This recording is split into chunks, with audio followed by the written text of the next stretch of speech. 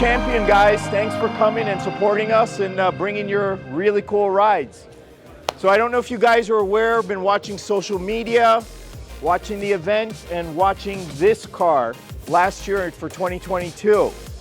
This is the car that we entered into the restoration challenge, and we actually won it.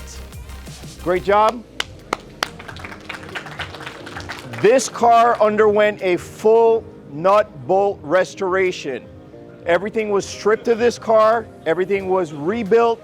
If we couldn't get the part from Porsche, it was remanufactured right here at this store.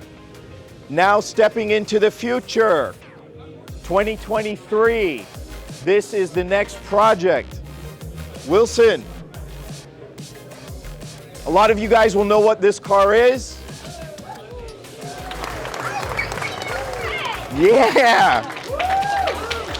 1987 930 true slant nose 505 option car.